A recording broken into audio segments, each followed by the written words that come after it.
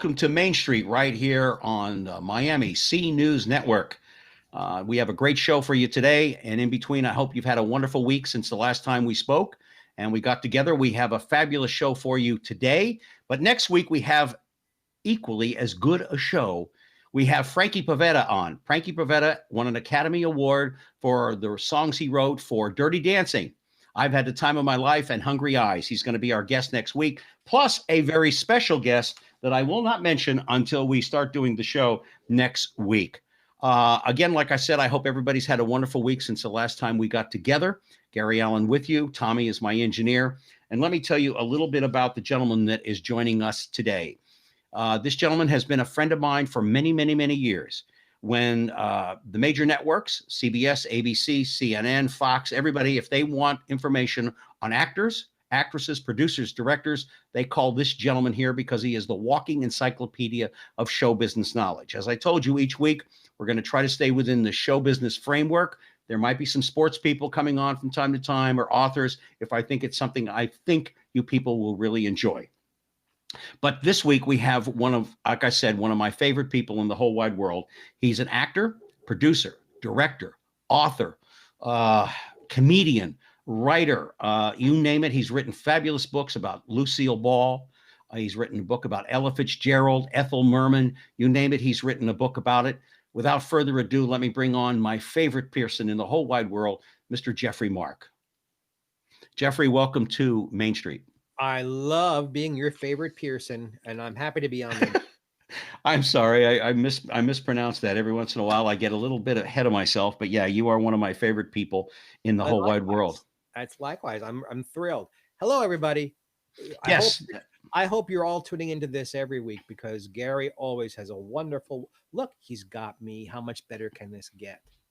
Not much. Not much. I know we talked before we went on the air, and things are very warm in California where you are in your palatial palace. But let's talk about something that I know you and I have mentioned before. Growing up, you've been in this business for a lot of years. Yes. You've been in show business for many, many years. We're going to get into the times that you spent at Studio 54 in a little while. But I've asked you this before, but this audience has never really heard what you're talking about. And by the way, we are on Twitcher at the same time. So say hello to everybody on Twitcher. Hope everybody's having a great day.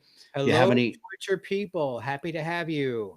If you have any questions, just let us know. We'll be happy to answer those for you. I'll answer anything. Ask anything. I will answer it. You grew up in New York, but you also traveled a great deal as a young man, not only in this business, but with your family. And do you think that traveling around the country, I've had the opportunity to travel around the world, being as though what my dad did for a living, as well as his brothers. Do you think that that gives you kind of a one-up on someone who grew up in a small town, who's getting into show business? Do you think you had a better background, a better understanding of the people around the world that gave you a better focus on being an actor or writer or producer or director as compared to somebody who grew up in a small town and doesn't have that worldly knowledge? Having never grown up in a small town, I can't contrast them properly, but I can tell you, having grown up mostly in Brooklyn, New York, it was quite a eye-opener culturally that the rest of this country wasn't just like Brooklyn, that the rest of this country was not Manhattan adjacent, that there were other cultures, other ways of thinking, that people, although they're pretty much the same as people, culturally, the differences were huge. And I think that helped a lot with my writing, with my directing. You know, you've mentioned I wear, no puns intended, so many hats. Yes. Show business that I think it helps me to relate to people and hopefully to write things people can understand or tell jokes people can understand. Or if I'm singing, because I also sing, to relate to my audiences better. Because I don't perform at an audience, I perform with an audience. And that relatability is something that's helped me a lot in my career. It's a good question. Nobody's ever asked me that before. I thank you. I find that having traveled around the world, and when it came time for me to draw from as an actor, to draw from experiences that I had before the military, during, after, people I've met, other actors, other people. Um, I find it helpful. There's a sort of sophistication. Like, you grew up in New York, you grew up in Brooklyn, New York. I grew up in Hollywood, Florida. Now, the vast differences are significant. I mean, Hollywood, Florida is a really nice place to grow up on. I'm looking forward to being back in South Florida very, very soon.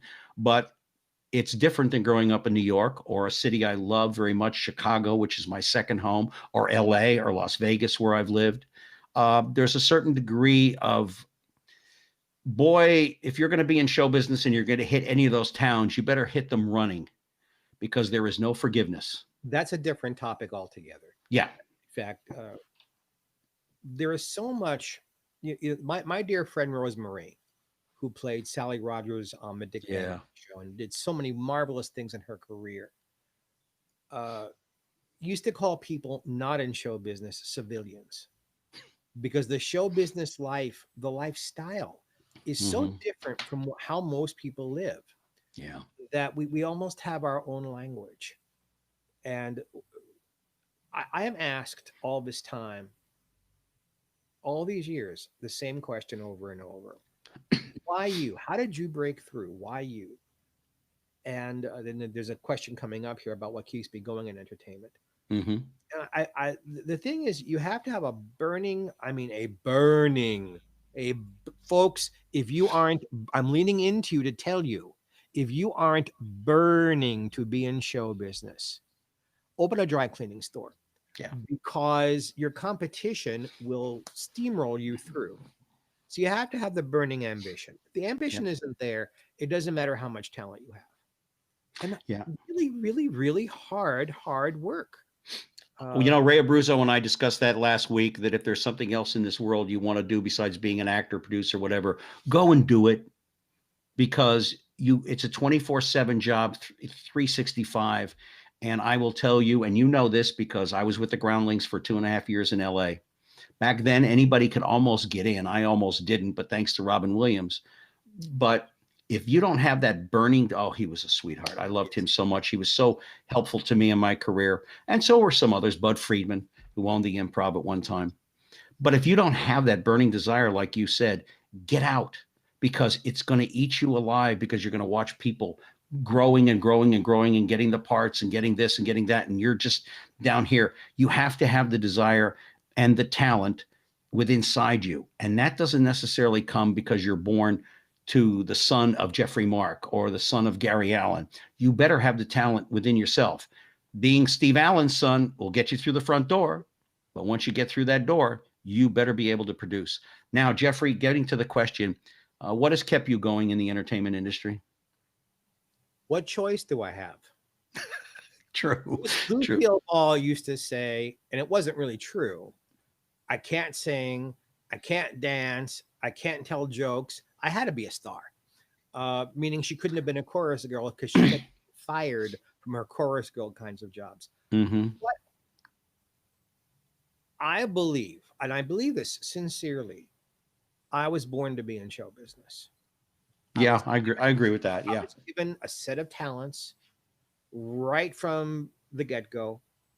I knew at 2 years old, this is what I was going to do. I did it as an amateur, as a child. I've been on the stage in some fashion since I'm 4. Mm-hmm. Very first thing I did was I was at a day camp in Brooklyn, the Gerritsen Beach Day Camp, for the 5 people out there who care. And they drew a little mustache on me and put a beret on me, and they had me sing Dites-moi from South Pacific. That was my show business debut. And I was always singing and doing sketches and being in assemblies, getting talent scouted, and my parents wouldn't allow it. And then I got to high school, and those years are in Randallstown, Maryland. So I went to hello, my Maryland friends. Yes. I went to Randallstown High School. My very first day, I find myself in a musical theater class. I never heard of that. I've never heard of it since. I praise that it was there for me. And that's where I met Joel, which is a whole different story. but I got my career and my love life handed to me in 5 minutes in my last class of the day of my first day of high school. I'm a very lucky guy. Hip Pocket, he's with us today. Thank you so much for the questions. What choice do I have? I love it. Well, if you love the business, then by all means pursue it. But you must be realistic about who you are Well, within that choice. he also says this is someone who's sending us messages that it's not Yes, called show fun, and thanks for that. It's it's true. not. It's not. The people I know who have been the most successful, I mean, the biggest people, Milton Berle, Lucille Ball, Ethel Merman, Ella Fitzgerald. It isn't that they don't enjoy what they're doing, but no one's sort of sitting around cracking jokes and having coffee and smoking cigarettes and flirting. They are working hard, really hard, to take their God given talent, hone it, and do the very best they can with it. All of these Mhm. people have that in common. It's business, it's work. And if you can't pull your weight, get out. We've Yeah, got stuff to do here. yeah. Hang It's yeah. It's like a certain actress that I know went on the set, and I forget the name of the show, Don Johnson show that he did out of San Francisco, where he played the detective with Cheech Marin. And she showed up, and she was la-di-da, la-di-da. She was a soap opera actress, and she went up there and she was playing around, playing around. And Cheech Marin said to me, he said, Don grabbed a hold of her and just said, look, honey, we're here to work. We're not here to play. If you're here to play, go on back to Los Angeles and I'll get somebody else to take your part. We're here to work. People don't realize Lucille it's Ball was it's it's Lu- hard work, but when it Nash works, it Bridges. works. Nash Bridges, thank you, Hip Pocket. Lucille Ball was like that, and people said negative things about her. And I want you all of you Lucy fans, to think about this. They received a script Monday morning at 10 o'clock. After the first season of I Love Lucy, the show was produced from Monday to Thursday. That meant they saw the script 10 o'clock Monday morning, 7 p.m. Thursday evening. They were in front of an audience filming it. They had 4 days in between. In between Lucille Ball getting a script and Lucille Ball being in that grape vat. Mm-hmm. And it all has to be worked out, choreographed, rehearsed, memorized, because they didn't use cue cards back then, and available for you. How in the world could that much work get done by 100 very, very talented people unless they just focused on the work? Milton Berle did a live variety show in the late 40s and 50s. Mm-hmm. Had 2 minutes of commercials, live, musical numbers and sketches, and he directed it, he produced it, he helped write it, and he starred in it. They had 5 days to put it together. You can't screw around.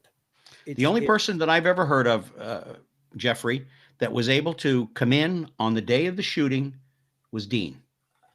Well, Dean Martin had a whole different thing. He was the only one. Well, because Dean was not involved with the production of it. Dean didn't memorize anything. Dean didn't rehearse anything. They brought him in on Sunday afternoons. He watched somebody else go through the paces. There were cue cards for him everywhere. And even then, he couldn't read the lines right, and nobody seemed to care. No, because it was a variety show. Dean Martin, people loved him. But everybody else who was there all week long rehearsing for him, his guest stars, his regulars, they were working their behinds off so that he could come in and just do that. Yeah, It's damn hard work. It is. And I got all that information from Richie Martin, who, God bless him, he's no longer with us, who was a dear friend of mine in Las Vegas. But let's talk about show business when you first got started as a young man. You did some modeling as well as acting. It isn't any easier today than it was then. People think, oh, back then it was easier to break into the business. No, it wasn't. No. It was a little less sophisticated than it is today. But it's like a friend of mine who's on a soap opera. He said 20 years ago, when there were a bunch of soap operas on every network, yeah, a young kid could come in and bust his butt and learn the profession, blah, blah, blah, while they're taking classes. That's out the window now. You got to hit the ground running, and you better be able to memorize to be on there. And it's the same thing in any other part of show business. They don't have the time or the money to waste anymore. What's your question, Gary? My question is, how different is it from then till now? And where do you see it going because of COVID in the future? I don't think it's all that different in that if you're looking, again, show business is a very large, broad umbrella. If we're talking about live theater, Broadway, well, right now there is none. Assuming that COVID gets handled, that theaters can open again someday. There is much less Broadway work than there used to be when I was first getting started. There is less regional theater. There's less summer stock than there used to be. People aren't going to theater like they used to go to, so there are less jobs. But the getting into it is the same. I was lucky. I was literally dragged into it. You and I have discussed that my home life was not very good when I was a kid. Yeah. And one day, my father, who was an alcoholic and violent sometimes with me, really got violent. He was throwing things against walls, and I was frightened. And I called a friend of mine from school who had already graduated high school and was doing dinner theater outside of Washington, D.C., the Colony 7 Dinner Theater. And she said, grab some sheet music and come downstairs. I'm picking you up in 5 minutes. And she drove me the 45-minute ride from Randallstown to DC. And I auditioned for a show. She said, just give you something to do. Take your mind off of it. Well, I got hired. I got hired to play an adult, even though I was only 15. And that got me started. That was my first paying job. At 16, I made my first film. The right place at the right time. Yeah. It was a terrible Fighting Man. I dare you to sit through the entire film. It's Peter Fonda was the star. And even Peter, every time I would see him through the years, would apologize to me for Fighting Man. When I was 17, I was into my first off-Broadway show. When I was 18, I was working at the Playboy Club. Yeah. Right place, right time, and tunnel vision. I didn't care about where I lived or owning a car or taking vacations. I cared about being in show business. And my money went to everything I had to pay for to be in show business, to be ready. The dance classes, the voice lessons, Yes. and the acting lessons, whatever I had to do to prepare so that when the spotlight would hit my face, I would be ready for it. And if it wasn't from my own alcoholism and drug addiction, I would have done more. But there was 7 or 8 years there where I was just out of it and shot myself in the foot with my career. Which brings up an interesting part. You've been around a lot of comedians in your life, and they often talk about. And Jerry Seinfeld said it's not true. Jay went through some times in Los Angeles when he first got there, but they say comedians are comedians because of the pain within inside of them. And I keep telling people that's not true. It might have been true back when, like when my uncle was a comedian on Miami Beach forever and a day, although he didn't really have any pain, except that he was 385 pounds of pure funny. He was born funny. There is no such thing as comedians with pain, because if that was the case, there'd be a lot of people that would be comedians today. And my question to you is, with the comedians you've met, they didn't all suffer. Yeah, they did. I must respectfully disagree. Oh, okay. Well, all right. Between them is that they are people in pain who have talent. Comedians don't happen because they're in pain and you become a comedian. Comedian happens because you're given the talent of being able to be funny, think funny, say things in a funny way, make a face, make a voice. It's a talent, but the talent is often driven by pain. Tragedy plus time equals comedy. I've known very few stand-up comedians who, if you sat down with them and had a cup of coffee or a drink, there wouldn't be horror stories to be told about their childhoods, their parents, or husbands and wives, or children. There are some things, because we all have those as people anyway. All of us, everybody who's listening to me and watching us right now has a tragedy or 2 or 5 in their Hmm. lives that True. causes pain. True. Uh, we who make funny learn to make fun of it and learn to find the commonality between us and use it for laughter to raise everybody's spirits. I love making people laugh. And It is a great, yeah. my kind of comedy is hard to do because I don't have an act per se. Oh, I have some surefire jokes I will use, but pretty Hmm. much I'm reacting to everybody around me.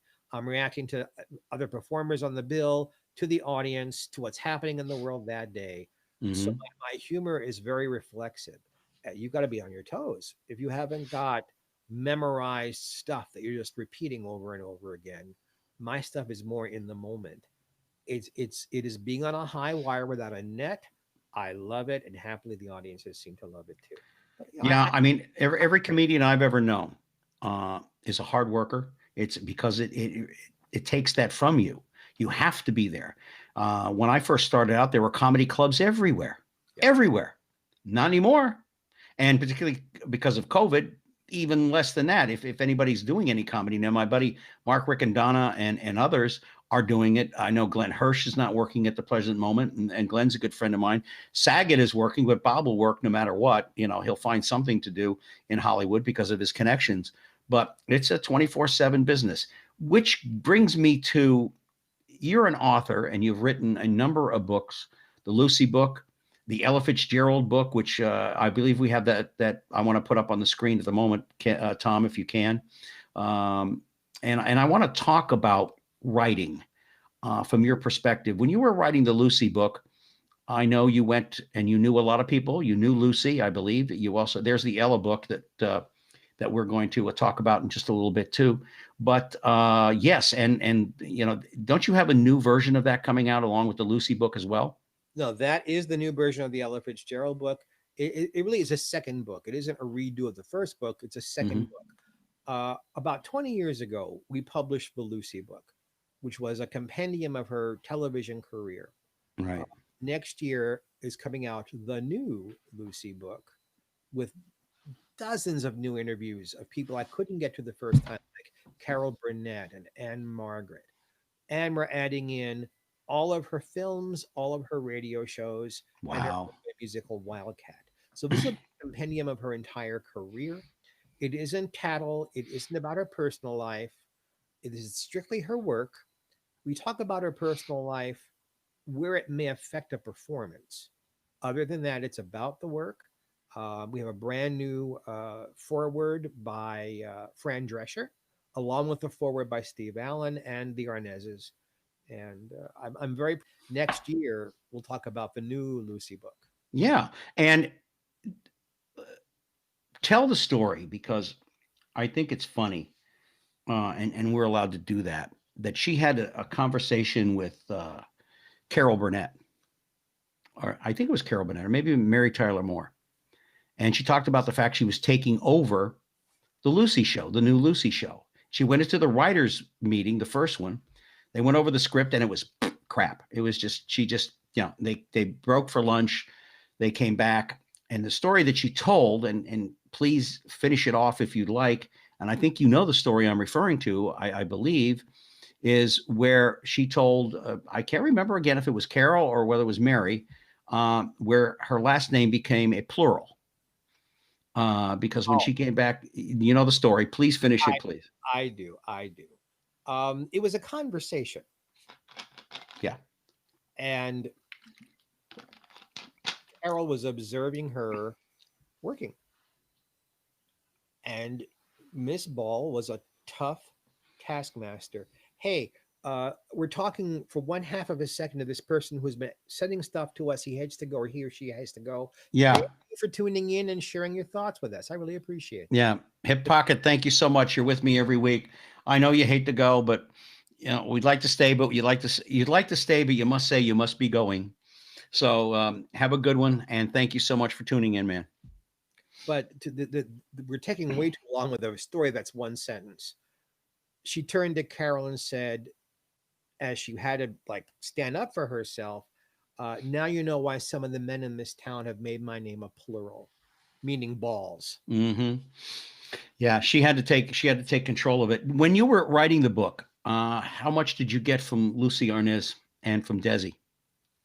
I owe those two people professionally and personally a debt I could never possibly repay. They authorized the book. It is authorized by the estates. It's authorized by the corporation that runs their estates, Desilu, comma Too LLC, because Lucy and Desi Jr. are also Desilu if they put their names together. Hmm. They gave me hours and hours and hours of their time. They opened up their video vaults to me. They opened up their photo vaults to me. They arranged for all kinds of interviews, or at least encouraged people to talk with me. And personally, uh, I don't know that I can point to too many finer people. Desi, Hmm. Desi has retired from public life and not as accessible as he used to be. No. Earlier, before his wife passed away, we were very good friends and incredible insights into things. You spend time with Desi Arnaz, and you feel like you're the only two people in the world. He's so focused on you, what you have to say, what he wants to share with you. Lucy is a doll. Every time I've hit a bump in my road in life, somehow Lucy knows exactly the right thing to say to me. To like Jeff, slap out, wake Yeah. up. Yeah. Don't dwell on the negative.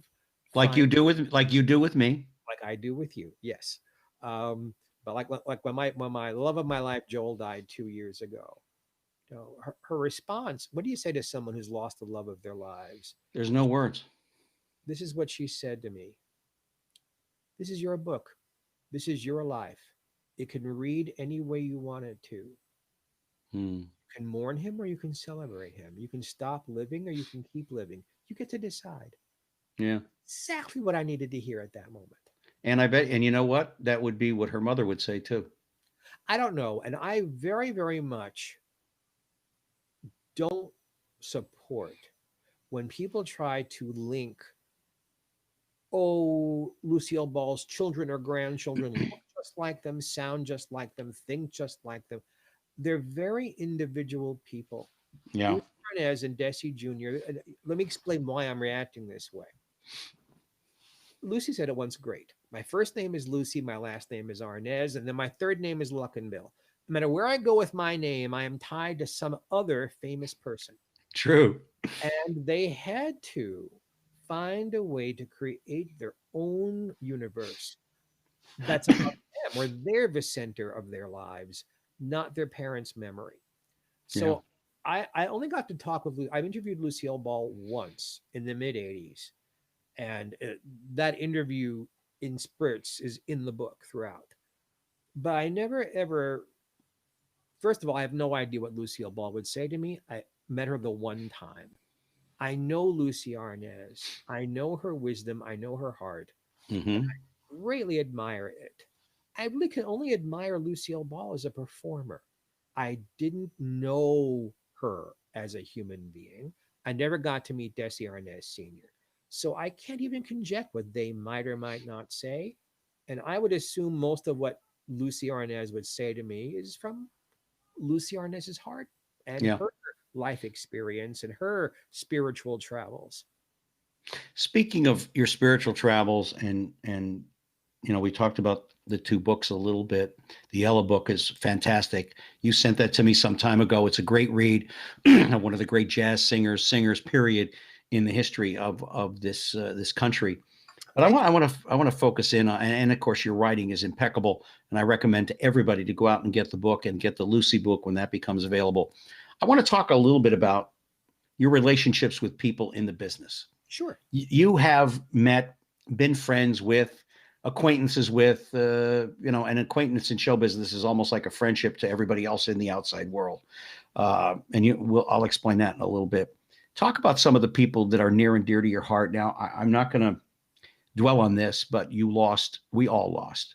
I didn't know her, but we lost a very dear friend in the sense of Dawn Wells, who recently passed. She was like a sister to you. You two were very, very close. And this year has not been good to a lot of us. We've lost a lot of friends, but talk about some of the people Sure. that are your dear friends who you loved and adored in the business, whether they're with us still or not, and talk about what they're like, because a lot of people don't ever get to know what Steve Allen was like when he wasn't on camera. They don't go to his home. They don't know what Suzanne Plachette was like when she wasn't doing the Newhart show, or anybody else. Talk about that a little bit, because people have the misconception of what, you know? Well, first of all, folks, we have a spoiler here. This man is obsessed with Suzanne Plachette and is very jealous that she and I were friends. No, And I'm not jealous. I just wish I could have met her. I think she was one of the most beautiful women that ever existed. she is gone now, unfortunately. All right, Suzanne Mm-hmm. Plachette, let's give you a little look in. You've heard this story before, but I'll Yeah. share it with our friends out there. First of all, hey, Jason from Drinks, Jokes, and Storyteller. Hey, hey. Suzanne and I were friends, and Tom Post and her husband and I were friends. And it just so happened that my father passed away the same week Buddy Hackett passed away. I knew, And buddy. I left, I'm Jewish, and I was sitting shiva for my father. And I thought, you know what? I'm going to go to the funeral because I couldn't get to my father's. And I'm getting to the chapel right around the same time as Tom and Suzanne did. And Suzanne walks over to me, kisses me on the ear, which is like, ooh. But she kisses me and then leans in and said, I heard your father died. Being here must be so difficult for you, darling. That's who Suzanne was. She Mm-hmm. spoke like a sailor, very funny, very sexy. But that Oh, one sentence tells you where her heart was. That she, yes. you know, she was there for somebody else with 100 friends inside waiting for her, but she took the moment to be personal with me and offer me some support. Mm-hmm. That's the kind of person Suzanne was. Dawn, it's hard for me still. Dawn and I were very close friends for 25 years. I said you were like a brother. Yeah. And she was very intelligent, very, very curious about the world. She wasn't Marianne. She was not naive at all. No. She knew all the words and how to use them, but she was a lady, very feminine, very not. We didn't spend hours and hours and hours talking about show business. If she were sitting here at my desk, she'd pick up everything here and like look at it. How does this work? Where was this made? How did you buy Mm-hmm. it? How much Mm-hmm. was this? Where can you buy other? She wanted to know how everything worked. She wanted to understand people. She threw great parties, and I'm happily she threw 4 or 5 of them just for me. And Mm. allow people. There were no photographs. You couldn't take photographs at the parties. She said, "This is not a photo op. This is a private party." The food was always thoughtful, interesting, and different. But Yeah. she made her guests talk about concepts, ethics, morals, love interests, spirituality, sobriety, Mm-hmm. and we would talk, of course. How can you spend time with her and not talk about Gilligan's Island once in a while? But it wasn't that important to her. Show business Would was you more important to her than people were. would you please repeat to everybody, because they don't know this backstory, the first time they sat down for a table read Sure. for Gilligan's Island? It's so funny, folks. I'm telling you. And for those of you who don't know, when you get a script, the cast sits down every week anyway. But this was the first table read, and this backstory is Geoffrey. Take it away. Well, there's a little backstory to the backstory. So Tina Louise, who played Ginger, was at that moment co-starring on Broadway with Carol Burnett in a musical called Fade Out, Fade In. And her manager convinced her to buy herself out of the contract. You have to pay money to leave a show when you have a Mm-hmm. contract. Settle it financially, go out to the West Coast and shoot this pilot. This pilot, she was told, about a movie star who gets marooned on a desert island in which Which is partially true. she would star. And the other thing you have to know is that there had already been a pilot made of Gilligan's Island. CBS turned it down. They didn't think the characters were well fleshed out. So Sherwood's brother, Sherwood Schwartz, the creator, and my friend Rocky Kalish came up with Ginger and Marianne. So now it's the table read, and they're sitting around and, page after page. And Tina's like, wait a minute, we're 7 or 8 or 9 pages into this. I don't have any lines yet. I mean, I'm the star of the show. And wonderful Natalie Schaefer leans forward and says, tell me, dear, didn't the name Gilligan's Island give you a clue? Oh, God. And that people ask why is Tina so removed from Gilligan's? Why didn't she ever do the movies, the reunion shows, and she won't talk? That's the reason why. She felt like she'd gotten screwed by her manager or her agent, whichever person it was. Mm-hmm. And she was a professional enough to do the part well. But once it was over, she was done. And except for one time in the 80s with my friend Ross Schaefer, I think, where she did show up to talk about Gilligan's Island. Yeah. She divorced herself from it and the other actors, and she and Dawn were not close friends. Dawn greatly admired her beauty, her knowledge of show business, her standing up for Tina Louise, and Dawn felt she learned from Tina, but they weren't close friends. Got a question here from Justin, and it is he gets easily starstruck. Is there anyone in the business that you have been starstruck about? I can answer that as well, but you go ahead, sir. Gosh, sure. The first time I had lunch with Milton Berle at the Friars Club. Oh. And then he takes me into the men's room with me. I was starstruck. Oh, please. Yes, I know. There's an old story about that. We won't get into it here. Also, too, I think somebody asked on bucket list, how are you, gents great content? How are you, gents great content? Well, I have no idea who Jens is, but thank you for thinking this is great content. Gents. Yes, I did see The Legend of Uncle Milty. It's something he did. If he felt that you were somebody who was going to be a friend, especially if you were show wise, if you knew show business history, which is how Milton and I became friends, at lunch, what do you say to him? What do you say to someone you're awestruck? Like, humana. And I said to him, Milton, on March 22nd, 1949, on the Texaco Star Theater, which was his television show, you had Milton Berle and Ethel Merman together and blah, blah, blah, blah, blah. And the story is not important.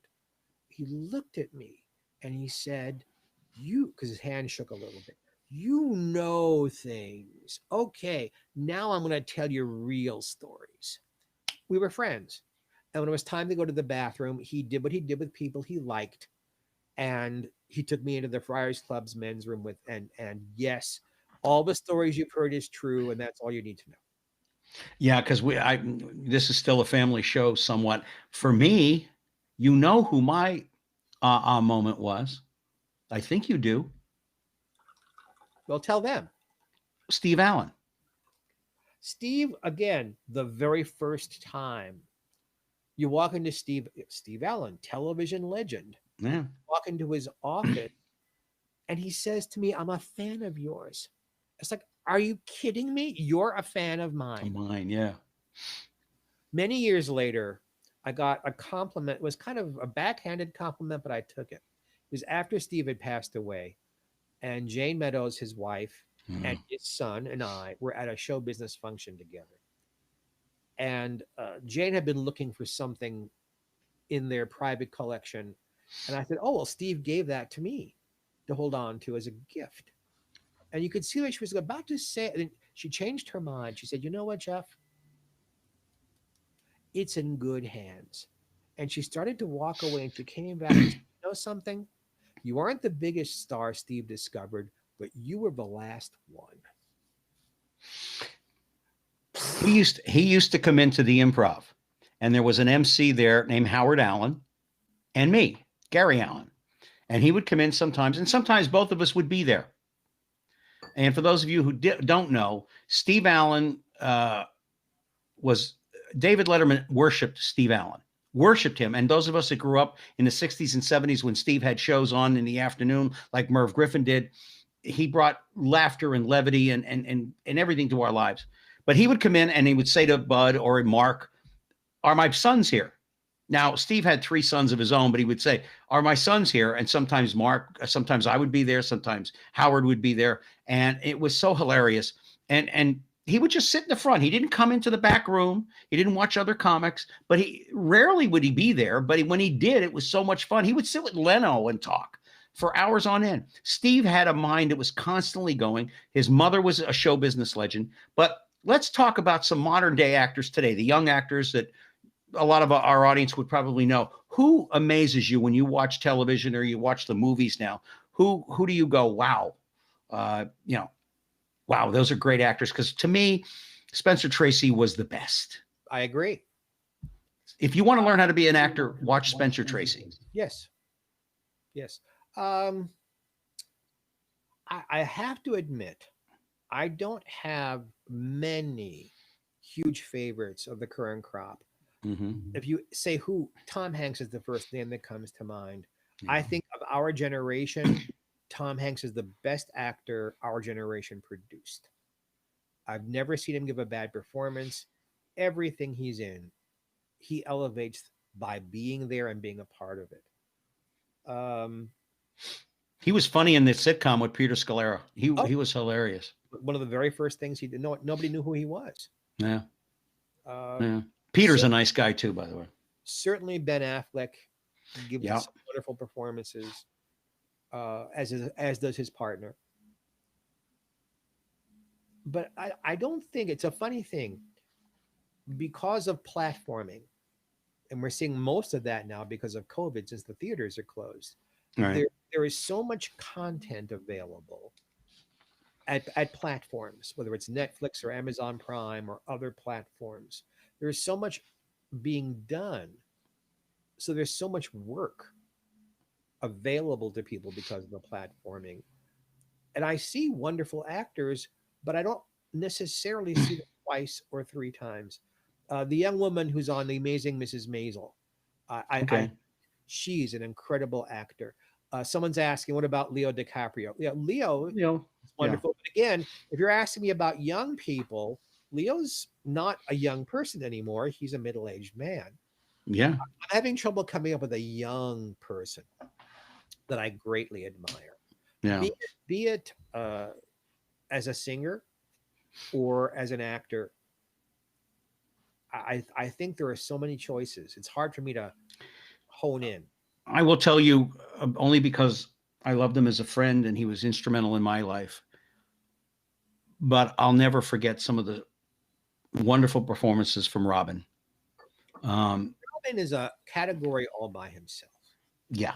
Robin Williams was a force of nature. Yeah. Who plowed through mental illness to entertain us. And there's no one to whom I can compare him. Not as a stand-up. He had stand-up influences, but as an actor. Another person who never gave a bad performance. Everything he did elevated everything else around him. He's a one of a kind. You cannot put him in a category. He will never, the likes of him will not be around anytime soon. And remember, he started out as a serious actor at Juilliard, which only lasted a year and a half. And of course, Christopher Reeves was one of his best friends in the whole world. But Robin was thinking like this. The only person that I can even say is close to that as far as thinking boom, boom, boom is one of my classmates at the Groundlings, and that was Bob Saget. Bob can go bam, bam, bam, bam, bam, bam like this, and he's like 3 chess moves ahead of you. And Robin was the same way, but Robin took it all in. And here's the interesting part about Robin. The day that he made the phone call to get me in the Groundlings, because you know what it's like to try to get in there. It's not easy. Gosh, yes. It's nearly impossible. And somehow he made a phone call, and I learned from that. Robin used to read books on quantum physics for fun. He was brilliant. And a good comedian is an informed comedian. And he was an informed person. Someone just sent us a thing that his sincerity poured through all of his performances. He did. Yeah. Yeah. He Um, was genuine. He was the genuine article. He was. Do you think here's a question, since we're talking about comedians. We got about 5 minutes left on the where did program. oh, good Yeah, heavens! I know. Thank you all for joining us here on Main Street. And we're talking to Sir Geoffrey of Mark, and we're going to have another great guest next week. But let me just ask you this. Are comedians born, or can they learn the mechanics of it and earn somewhat of a living at it? You must have the innate God-given talent, and you must have burning ambition. You Yeah. can take that and polish it up.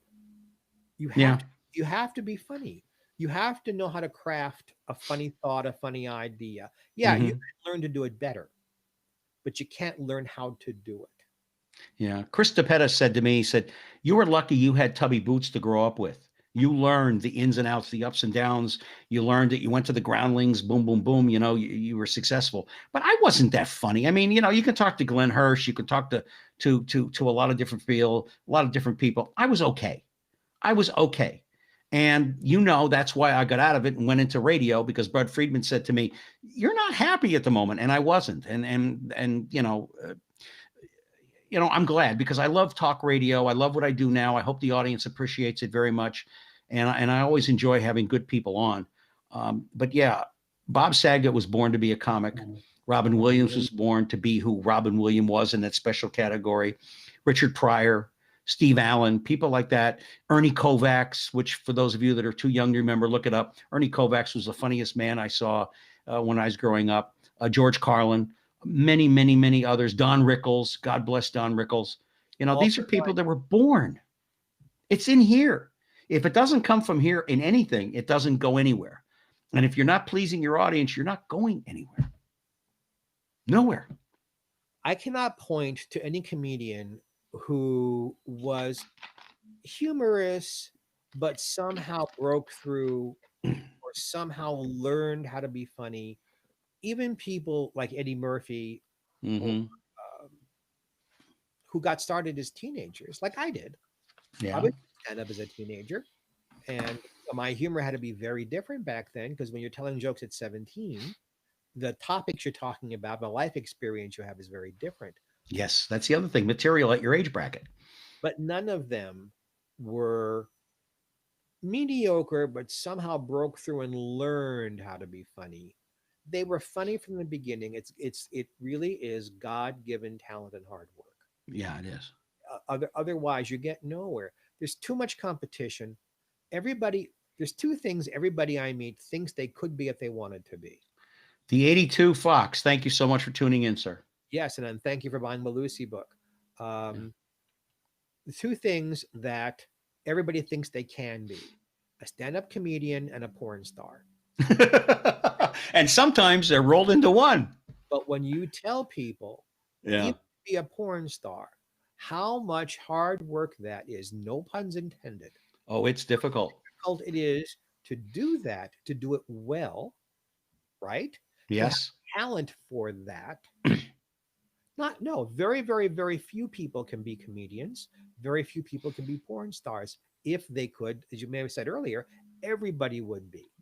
The fact Can I that say can I inject a quick story? try and stop you. Go ahead. For one of my for one of my birthdays, one of the girls that I knew in Los Angeles took me to watch a porn movie being made.